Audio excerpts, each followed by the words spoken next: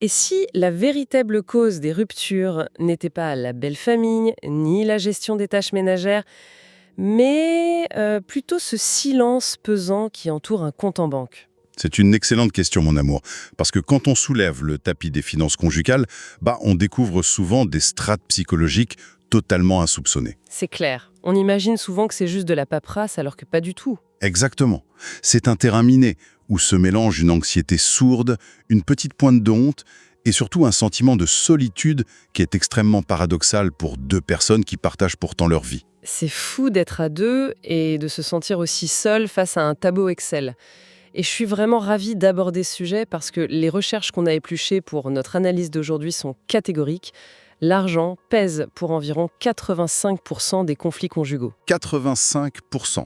C'est un chiffre qui donne le vertige. Ignorer cette réalité, c'est littéralement foncer dans un mur, les yeux bandés. Ne pas parler d'argent, ça mène direct au stress, au dépassement de budget et finalement à l'impossibilité d'atteindre ses rêves à deux. Et c'est exactement cette mécanique de destruction silencieuse qu'on va déconstruire aujourd'hui.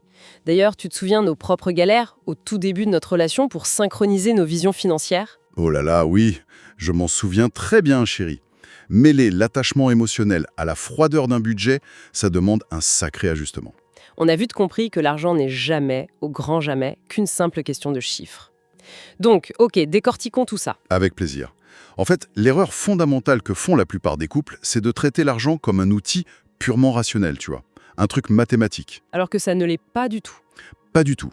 Les données de la psychologie financière montrent que notre rapport à l'argent est viscéral. C'est presque reptilien.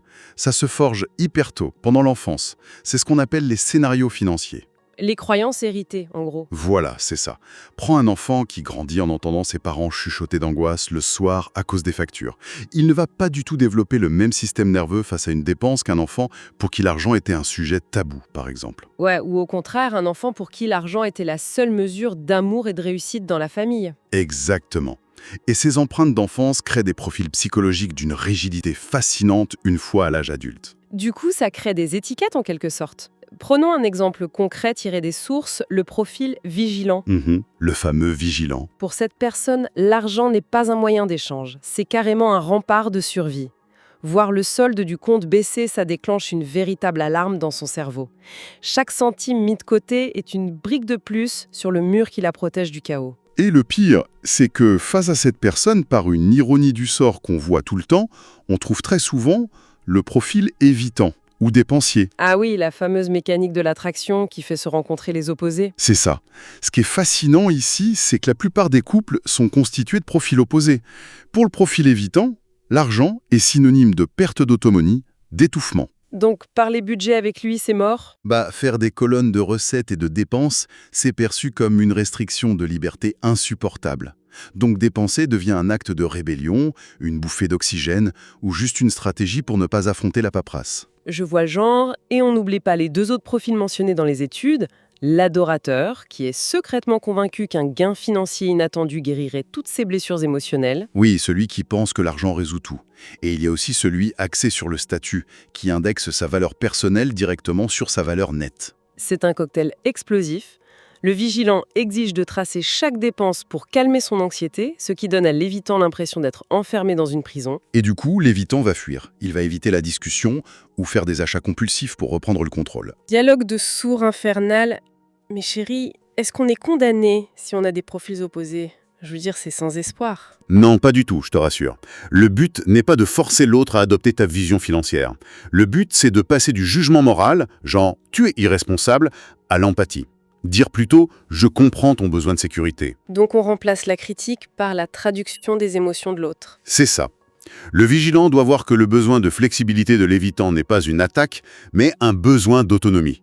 Et l'évitant doit comprendre que les tableaux Excel du vigilant ne sont pas là pour le contrôler, mais pour le rassurer. Et justement, cette notion d'autonomie et de contrôle nous amène directement à une dynamique hyper toxique révélée par nos sources. Le pouvoir. Ah, le pouvoir. On touche au cœur du réacteur, là. On parle d'amour, on parle d'égalité, mais dès qu'il y a un écart de revenus significatif au sein du couple, il y a un déséquilibre de pouvoir invisible qui s'installe. Totalement. Pour beaucoup, l'argent, c'est le pouvoir. Celui qui gagne moins peut développer un sentiment d'illégitimité, une dépendance. Il va s'auto-censurer, ne pas oser s'acheter un truc personnel de peur de passer pour un profiteur. Et de l'autre côté, même inconsciemment, celui qui ramène le plus gros salaire peut développer un complexe de supériorité. Genre, il s'arroge le droit de veto sur les décisions. Oui, ou alors il s'attend à ce que l'autre compense en faisant plus de ménage. L'argent devient la monnaie d'échange de l'influence conjugale. Et c'est souvent cette sensation de perte de pouvoir qui pousse vers le sujet le plus épineux, l'infidélité financière. C'est là que ça devient vraiment intéressant. Parce que les statistiques sur ce point sont vertigineuses. Les recherches indiquent qu'environ 42 à 43% des adultes avouent avoir déjà dissimulé des informations financières à leurs partenaires. Plus de 40%, c'est presque une personne sur deux. C'est dingue! On parle d'une véritable épidémie de secrets. Et les exemples documentés vont bien au-delà de la petite cachotterie de fin de mois. Ah bah la gamme de la dissimulation est super large. Certains cachent une dette étudiante écrasante, par peur de faire fuir l'autre. D'autres ouvrent une carte de crédit secrète. Et il y a aussi le fait de prêter de l'argent à un membre de sa famille en cachette. Comme cette anecdote dans les études, avec ce partenaire qui versait une partie de son salaire à son frère en difficulté. Exactement. Il faisait ça dans le dos de sa moitié, en minimisant le truc, parce qu'il était persuadé que son conjoint poserait un veto formel. Mais alors pourquoi, psychologiquement parlant, des gens honnêtes se mettent à faire ça, à mentir à la personne avec qui ils partagent tout? Eh bien, ce n'est presque jamais par méchanceté ou machiavélisme. C'est souvent l'évitement du conflit poussé à l'extrême. C'est la honte, la peur de décevoir ou un sentiment d'être contrôlé. Ouais, genre si mon partenaire scrute le compte commun à la loupe, cacher une dépense devient presque un acte de résistance. C'est ça, pour préserver son libre arbitre. Mais attention, si on relie ça à la situation globale, l'infidélité financière est souvent comparée à la trahison amoureuse. Elle brise le socle de la confiance. Parce que ce n'est pas le montant qui détruit le couple, c'est le secret. Une charge cachée de 40 € peut être vécue comme une vraie infidélité si ça viole une règle que le couple s'était fixée. Tout à fait. La question n'est pas de savoir combien tu as dépensé, mais pourquoi tu me l'as caché. Et que me caches-tu d'autre? Ça fait vaciller toute la relation. C'est super lourd comme constat. Heureusement, notre exploration ne s'arrête pas là. Il y a des solutions. Il y a ce fameux changement de perspective, les 5 conversations essentielles identifiées dans les sources.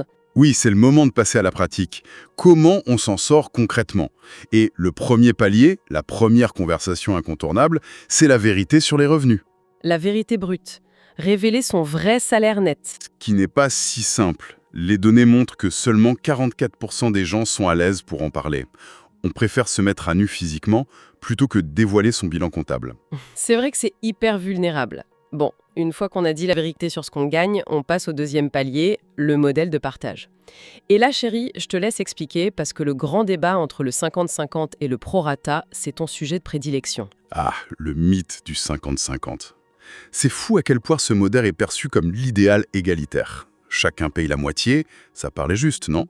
Sur le papier, ouais. Sauf que mathématiquement, en cas d'écart de salaire, c'est une injustice totale. Imaginons un loyer de 1 200 €. Ok. Divisé en deux, ça fait 600 € chacun. Pour un partenaire qui gagne 3 000 €, ça représente 20% de son salaire.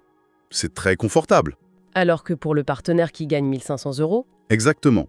Pour celui qui gagne 1 500 €, c'est même 600 € représentent 40% de ses revenus. Le double de l'effort financier. c'est une hémorragie financière pour lui. C'est pour ça que le prorata est la véritable équité. On contribue en fonction de ce qu'on gagne. Et l'idéal, c'est même le prorata avec un revenu personnel de base. C'est-à-dire s'assurer que chacun a une enveloppe identique pour ses loisirs, sans avoir à se justifier. Voilà. Ça redonne de l'oxygène à celui qui gagne moins. Ensuite, la troisième conversation, c'est les dettes cachées. Faire table rase avant tout engagement majeur. On pose tout sur la table sans jugement. Une dette, ce n'est pas une faille morale, c'est juste une donnée technique à gérer à deux. Ah ben absolument. Ce qui nous amène au quatrième sujet, les rêves et les objectifs. Parce qu'épargner, c'est bien, mais pourquoi faire? C'est là que les frictions philosophiques apparaissent. Si l'un veut économiser agressivement pour une retraite anticipée à 55 ans, pendant que l'autre veut voyager maintenant parce que la vie est courte, bah ça coince. Ouais, il faut synchroniser les GPS de vie, sinon le couple s'épuise à faire du surplace. Et enfin, le cinquième et dernier sujet, c'est la sécurité, le fameux filet de sauvetage. Très important. Que se passe-t-il en cas de perte d'emploi ou, pire, de décès? C'est le moment d'aborder les statuts juridiques, le testament et l'épargne de précaution. Le fameux matelas de 3 à 6 mois de dépenses. C'est ça. Affronter l'angoisse ensemble pour se dire que, quoi qu'il arrive, on a organisé les choses pour que l'autre soit protégé. C'est beau. Mais honnêtement, aborder ces 5 piliers d'un coup, c'est super dense. Si tu fais ça un mardi soir, fatigué en rentrant du boulot, c'est le carnage assuré. C'est clair, c'est la pire idée. Et c'est là qu'intervient la solution concrète proposée par les sources. Le money date, le rendez-vous financier. Alors, qu'est-ce que tout ça signifie au final? Comment on organise ça? C'est simple. On institue un rendez-vous mensuel dédié à l'argent. On choisit un moment calme, genre un dimanche matin avec un bon café. Sans émotion négative. Et on utilise le je au lieu du tu.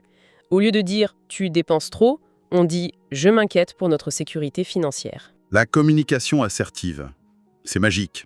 On bannit les accusations. L'argent devient un projet commun, une collaboration, plutôt qu'un champ de bataille. Une vraie alliance. Mais cela soulève une question cruciale, mon amour. Comment on maintient ce canal ouvert quand la vie nous tombe dessus? Genre une perte d'emploi, l'arrivée d'un bébé. C'est une très bonne remarque.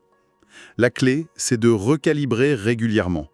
Un budget, ce n'est pas gravé dans le marbre, il doit évoluer avec les saisons de la vie du couple. Parler d'argent, ce n'est pas transformer sa romance en comptabilité.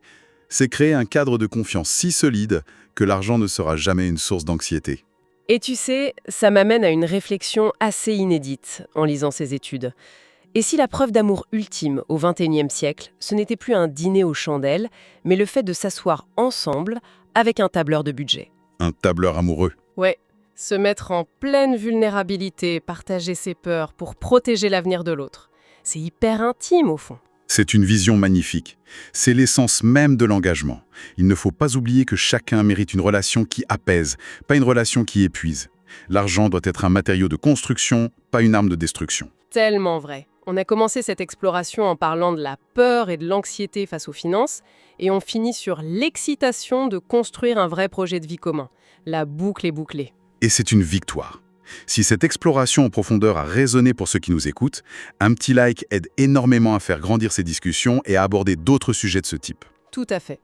Et pour prolonger l'échange, on aimerait lire vos expériences. Dites-nous en commentaire quelle est la réaction que l'on regrette le plus après une dispute. Une très belle question pour notre communauté. Ça permet de prendre un peu de recul sur nos propres comportements. Absolument. Merci d'avoir partagé ce moment d'analyse avec moi, chérie. Avec joie, mon amour. À très bientôt pour une nouvelle aventure passionnante au cœur de nos dynamiques de vie. À très vite. Et prenez soin de vos alliances invisibles.